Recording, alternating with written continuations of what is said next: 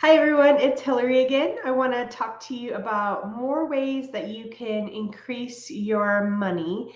So let's talk about what I like to call reactivating your clients. So depending on your business, you might have clients, you might have patients, consumers. Same thing. I think that this information that can be taken across like multiple different professions and platforms. So let me dive into what I think a good reactivation program would look like.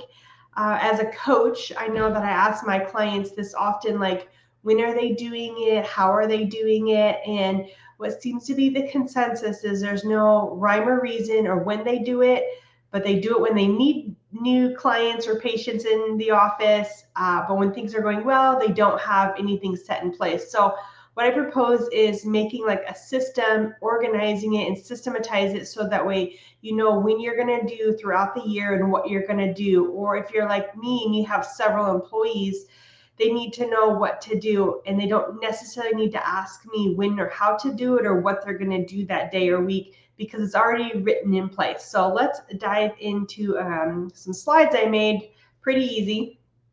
So reactivate clients.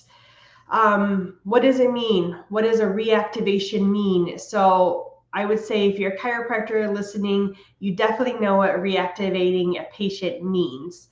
But let's say you are a small business owner that's like a boutique shopping. Why would you reactivate clients that have purchased something before? Or you work in a salon, how are you reactivating those type of clients? I think this could be like taken across several different professions. You do accounting and taxes and you think, how am I going to reactivate clients? Again, you can take this from a lot of different areas. Even like as a business coach, how do I reactivate clients that I've had in the past that we've stopped working and maybe it's time to start up again, or maybe they need a little pick me up. So why do we reactivation? Money. No, but seriously, it's so much easier to reactivate a client versus spend money to get a new one. We'll talk about that a little bit more. How should you do this in your business? So I would like to take some different examples of what this would look like. And this is definitely what I coach my personal clients on. The ROI on reactivation, so return on investment, and then goals and strategies for reactivation. So, like I said, it's easier to reactivate clients than it is to get new ones. So, if we're talking about clinics with patients, it's easier to reactivate those patients versus spending money to get new ones. If you're a boutique owner, it's easier to reactivate and get some of those past clients in that have spent money versus putting ads out to bring in brand new ones. If someone already likes your business and has been before, chances are easier to bring them back in versus a brand new person that knows nothing about you. So a little bit about me. As I said, hey, I'm Hillary. I own HHJ Consulting. I also own Rangeline Chiropractic, and I also do some other things I'll talk about later. But I started chiropractic in 2007 when I bought a business. I really had been since 2006 doing business coaching with myself and someone else while I was in chiropractic school. So knowing that when you go to chiropractic school, other chiropractors will agree with me now, but if you don't know, they don't teach a lot of business. They're like, and you're a wonderful doctor, now fly, but you know nothing about business. They say they give you courses, they don't. So I took over failing practice. I've had a business coach, at least one or two every month ever since 2006. I've outgrown multiple locations. I'm currently in a building that I own and that I built out to the perfect practice for me. And then about in 2021 is when I started coaching, and it was really a friend, Wendy, if you're watching, thank you. She was like, you know what, you're going to coach me. And I was like, oh, I've always wanted to coach. And I just never took the leap. So she pushed me into it, and I love it. And I've always loved working with her and everyone else. So presently, coaching on systems and growth, literally to make you money. Like I don't know if you guys know this because I just learned this in the past several months, but talking about making the bread, making the money, I was like, what's bread? I'm sorry. I'm in my 40s now. What does that mean? And so I had to be schooled a little bit that bread is the money. So making the money, making the bread. So that's why I call it like my Sunday bread with Hillary. So I don't know, a little fun thing. So definitely more cost effective to reactivate clients than it is to invest your time and your money into marketing for new ones. So I definitely believe that, and I'll give you some examples why. So what does it look like to reactivate your patients or your clients? First, you need to start with like a list. So hopefully you have like some type of system that you could print out and see this. And maybe you are keeping track of patients or clients that are spending money with you, and you would have some type of report that you can print. I know that, like, for instance, in chiropractic world, we have easy reports that we can put in, like how long it's been since we've seen a patient. And so let's just say we haven't seen patients in 3 months, 6 months, a year, something like that. I would be printing out a report, and you would want to systematize it to know like you always did certain report pulls for certain time periods. So know what it is. So when it says like, what's your procedure? This is what I'm talking about. Like everyone in your office knows your procedure for reactivations in your office, in your coffee shop, in whatever it is. Like you can still make a system and systematize how you do what your procedures and protocols are for reactivating your patients and clients. So for instance, if you're, let's use my chiropractic office because that's easy.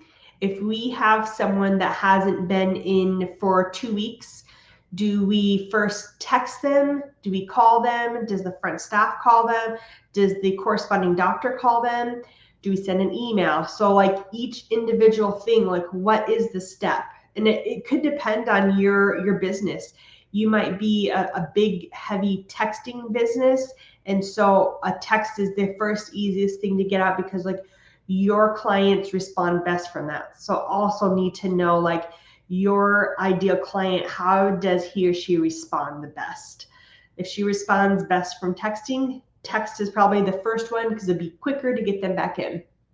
If you have a high email response list, then make emails. If a phone call is the best because you don't have a lot of clients, but they're personal, like you're a financial advisor and these are people that you've formed a relationship with, then maybe that phone call is the more genuine thing that would bring them back into whatever you're trying to get them to sell them back into. And I say sell as like as a harsh word, but like it could be like you're selling them on a free program that you're going to do. It doesn't have to mean a lot of money when I say sell. So you need to determine what is the time frame that you want them back or you don't want them to drop off. And then if you're doing 2 weeks, are you doing 4 weeks after that 2 week mark? So technically that's 6 weeks since they've been in. Are you doing like 2 months? Like what is it? So list those like time frames out. So like chiropractors, if a patient hasn't been in a couple months, like 2-3 months, that's generally when we all start to reach out and we say like, hey, we haven't seen you for a while. Hope that your back's doing well. We got your back. Come on in. So whatever that is in your current business model, take a look at that. And because I'm visual, I like to like write out like the weeks or months, or maybe like you're a yearly type of business because you do taxes. And so you already know what your list is. And if they haven't contacted you within 13 months since your last visit, then you know that you're going to put them on an intense like reactivation because you only have so many months in the tax season, something like that. So divvy up what is going to be the first, what's going to be the first that your ideal client is going to respond to. Is your ideal going to love the text, the emails, or the phone call? We usually in my office keep the postcards to one of the last things. maybe that's not what you want to do. That's why I don't think like one way is the right way. And if someone tells you there's a right way to do everything, I'm always like, I'm gonna call bullshit on that. I don't really think so. So I'm always like pushing the envelope to see. I don't know if that is only one way to do something though. So determine your weeks, and then correspond that in order of the text, the phone, the email, the postcard, maybe even it's a gift. So just think outside the box, and that's why you have a business coach to help you like come up with these ideas. Here, look at your list and say like, that list, look, you're missing something on the list. So get your procedures down, and then start the step by step. Because if you have a team like I do, where I have different associates that work for me, office manager, front staff, back staff, you need to have this written out in your procedure binder that's in your office. And if you don't have a procedure binder, we'll talk about that another time. So make a how-to sheet. Like literally, mine says like the dates, and then in my EHR, this is how you print the report. Now that you have the report, step 2 is you're going to text them using this system, and this is what the text will say. So if someone had to pick up my procedure binder and she had never worked in my office before, she can flip to that page and she could do it all in the event that I wasn't there, no one was there to help her. Let's say, God forbid, I was unconscious in the hospital, or better, let's use a better analogy. I was at a tropical remote island with no internet access, and my flight was delayed. And so I was there a whole other week, but it was recall day and reactivation day. So she could open up the binder and she could step by step do it. That's how your how-to procedure list should look. It should be step by step, where someone could pick it up and pretty much they could do it with all the how-to steps. So list them out. You could even do like screenshots from your websites or whatever it is that you're using, so they can look at the picture, so you can like drag that into it and make your list step by step how to do it. And then also make sure you update it when something changes. Big important. So get your list, get the procedure out, and then your how-to sheet so anyone can do it. And then also next month when you're like, what was I supposed to do again? You will have that because it'll already be typed up in a binder, or in my office, we do it on our Google Drive and a binder. That way there's 2 copies. So let's talk about the ROI, return on investment. So we've got 2 different types of clients. We've got a brand new client to your office or business, and we've got a reactivating an old client. Now, to grab that new person, let's say you're a boutique owner, you have possibly spent money in ads in social media or like newspapers, etc. You have your time spent to do all that stuff, to organize all that. And then when a new client, let's say, sees your boutique in an ad, are they immediately sold on buying something in your boutique? Probably not. You have to remember that there's like a sales ladder. There's like a step-by-step, like a rung of a ladder, and they're at the bottom where they like see you, but now they need to like engage with you. You need to draw them in.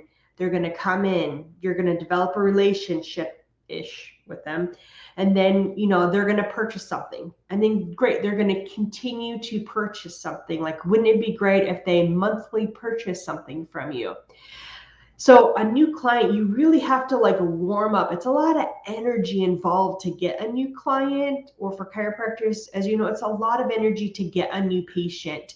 I kind of think about it like dating, where you meet someone on a dating app, right? You put a lot of energy into doing all that. The first text isn't like, will you marry me, or will you sleep with me? It's more of like, hey, what's your name? Hey, let's learn a bit about you, right? You're learning about the other person. Then you go out for coffee, then you go out for dinner, then you do this, then maybe you go on a trip together, then you get engaged, then you get married. Like it's a process, a step-by-step on a ladder rung. So I feel that a newer client or a new patient takes a lot of like time and energy. So that's why I put like the money of your time, because your time is valuable and each hour of your day is worth something monetarily, actually. So how much of your time are you investing into this? And then you're still only at the first rung of your sales ladder. You're not even up to the top. So on the converse side, let's talk about the reactivating an old client or reactivating an old patient, right? Yes, you still have time involved, but you've got this whole procedure out now. You know what to do, you've scripted everything, and even it may not have to be you that does it if you have some staff, but you have to have some things set in place to do that. So another thing I was thinking that you might have money involved is like postage, right? Like you're sending postcards out, you're sending cards out, things like that. Yes, that will cost money. Again, nothing comparable to the time on your ads, on social media ads, on printed ads, things like that. And you've already been on the process of the ladder. You're not at the first rung anymore. You're up a couple steps. They've known you, they've trusted you, they've told you their history. For chiropractors, they've literally told you their life history probably, and then they've already had a good experience with you. So same thing if you are a hairstylist, they've already had a great cut and color with you before. It's not going to be that hard to get them back in. Sometimes people just forget and life gets in the way and these crazy viruses happen that pull us back. So it's easier to get them back in and get that money cycle going again. And again, when I say the money, it could be that you're just trying to reactivate them to come to something free. So let me, be clear. It's not all about the money, but I'm just, we're business owners. So like we like the ROI. So what is your strategy? Let's say that you have 1,000 clients, okay? And you have contacted 1,000 of them. Some of them say, yes, sign me up. I definitely want to come in, or yes, I'm going to be in to pick up that beautiful purse that you have, or yes, I'm going to bring my dog in for a bath, or whatever your business is. Or on the converse, either they say no or you can't get a hold of them, right? So maybe your first one is you sent you did a phone call and you left a message, right? So I'd go into the column of no, they can't get a hold of them. What's your second phase? Are you waiting 2 weeks before you text them? 1 week, 1 day? I don't know. Are you moving into phase 3 where you've done like a postcard or something else? I even used to do the make videos, like personalized videos to send, especially the ones on Loom. I think Loom is where you can actually see if they opened it too. So that's great too. Like whatever you think your ideal client would respond to would probably be the best way. Then again, if you don't know your ideal client and you just can't imagine what they would do, then maybe before that step, you should dig in a little bit deeper into your ideal client and your avatar, if you will. So best case scenario, they're like, yes, sign me up, make an appointment for me. I'll be right in tomorrow to the boutique, something like that. Great. Convert them back into a regular shopper, regular client, regular patient, whatever that is, whatever that looks like for your business. If after the second phase, great, yes, they're coming back in, move that into that cycle. We want them to respond and move in. Third phase, after that fourth phase, heck, you could have a lot of phases for follow-up. Ideally, we want 2 scenarios in my brain. We want them to, yes, do something, come in, buy something, etc., come to a free event that we have, or be removed from the list. I know that seems harsh. There are a few funny sayings, but I won't say them on here because they're kind of like vulgar about using the bathroom or getting off a toilet or getting off the pot type of thing. But point being, you kind of want to dwindle your list down. Like there's no point in having a list that's not like doing anything. So for instance, when I look at my analytics on MailChimp and I see that I've had like 2 unsubscribers, I'm like, good. that just makes room for 2 more that want my content, that want to hear what I say, that are going to move up the sales ladder, and that want chiropractic care, for instance. So just because you lose people off your list isn't necessarily like a bad thing, and they may come back. So like, don't worry about that. A list is only as good as like the activity of it, really. So you keep going and you keep building this list of like quality people and leads to reactivate. And if they don't reactivate the first cycle, like, no one said you can't do it all over again or add them in again. That's what I'm saying. You might have like more than 4 phases. That's literally all I could fit on this screen was 4 phases of this.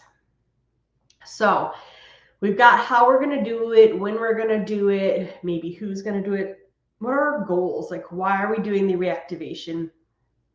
Well, again, for a lot of us in here, it's because we want more money, more business, etc. How many per week are you going to do, or do you have it per month? Like, what's the plan of action, so to speak? And there's this, I think there's a book called like the 1% rule or something I've read at one point, and I should have looked this up prior, but I couldn't remember. It is like, if you make 100 like contacts or 100 like touch points, like 1 will be interested. It's something crazy like that. I'm pretty sure it's like a 1% rule. Let me know below if I am incorrect on that. I could be incorrect. This is what happens when you go off of memory. So 1%, if I contact 1,000 people, 1% of them are going to be interested to resume care, resume what it is, come to the event, etc. So when you think about that and you're discouraged, like I contacted 5 people. So like 1% of 5 people is how many people? Probably none. You didn't do enough, right? And if your list isn't big enough, just continue the process until your list is bigger. But definitely don't get frustrated if you're like, I called 30 people to come in and 1 responded. That's actually really good. I think that you should be happy and just go with that number right there. So you need more of your database, your starting population, to get better results. So keeping that in mind, okay? Also, let's think about, like, as I call it, the calendar of the season. I look at our calendar from past years. I do think that it has tweaked a little bit from 2020 to 2022. So this is like an ever-growing calendar of seasons for my chiropractic office. So for instance, I thought about my chiropractic clients and I, January, February, and March tend to be our slower months of the year. I don't know if in this area it's like cold and wintry in Indiana and people don't get out, or what it is. They're doing other things. I don't know. So January, February, March are slower. These are really great months to be reactivating our previous patients, because it's easier to do that. In Indiana, there's not a lot going on outside because of the coldness. So we're really not going to get out there to meet a lot of new patients and to draw them in to see us in the community, to be out at community events, shaking hands, kissing babies, etc., because it's that time of the year for us. So great month for us to reactivate. April, on the other hand, tends to really flip, and all of a sudden it's like, bam, we're busy. It's go time. May's busy and go time. June tapers off for us because of vacations. So that's another great time to keep pushing that list. July, vacations also, keep pushing the list. Super busy back in August. It's back to school. September, October, November. December is busy, but I also like to be like proactive and know that my January will be slow. Therefore, we still need to be on point with our reactivations in December.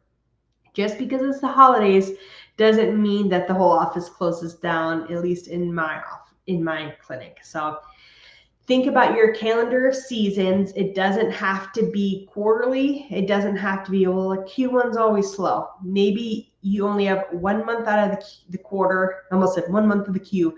1 month of the Q that's slow. Just know when they are. Also, like, tell your staff. if you know all this stuff, but your staff doesn't, it's not really like known. So questions, comments, feel free to reach out to me. I really think that the reactivations for your business are key. I think that you're like dropping and losing money by not having this systematized. And if you have a system that works really well, I would love to like hear it, see it, tweak it. If you have any ideas, please reach out to me.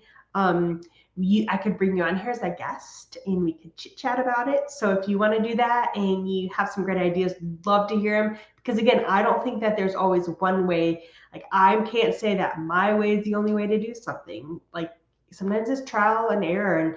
And I've been practicing for over 15 years. So I just kind of like worked out and seen, and from the people I've talked to, I do notice too that obviously I have more like chiropractic friends and chiropractic coaching clients than the rest of the general public.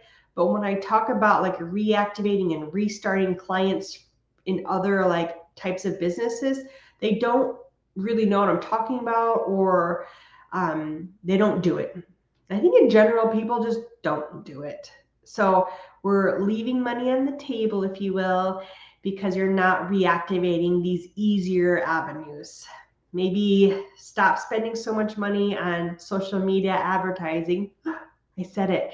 And get back in touch with your patients and clients in something a little bit more personal and not so far away. I think we've been so far away and masked up and screened away and protected from each other for like a couple years due to the vid, that we need a little bit more like personal one-on-one communication. And I think that you'll be surprised that some of the phone calls and cards and stuff, like mailing type of things, are going to be on the rise again. So look out, world. So here's ways that you can get in touch with me. Facebook, Coaching with Hillary, my email, my website. And then if you're interested to see anything about like what my chiropractic clinic does, because some people just want to like watch my social media and see what we do, or they want to subscribe to my newsletter so they can get a better idea of what to put in their newsletters, that type of thing. Facebook and Instagram for Rangeline Chiropractic, and then a cute picture of my family at the bottom. I've got 2 kids at home full time and 3 additional stepkids. And my husband, AJ, owns BF Tax Management and Resolution. So he is a wealth of information for those of us that don't love numbers and bookkeeping. So I do coaching, and I team up with him. One of the type of coaching plans that we're currently offering at the beginning of 2023 is like a coaching and accounting all-in-one with bookkeeping, payroll, taxes, reports, all that stuff that we put off. So get to reactivating, develop your procedures, develop how you're going to do it, write that stuff out. That way someone else can do it for you, and you know what you're going to do. Put it in your calendar, put it on your ClickUp, whatever it is you use. Put it all over the place to remind you that you're probably like leaving some money behind by not doing the reactivation kind of lifestyle cycle. Excuse me. Thank you for watching. It's been wonderful. If you think I'm a little crazy, sometimes I am. So, HHJ Consulting. Peace out.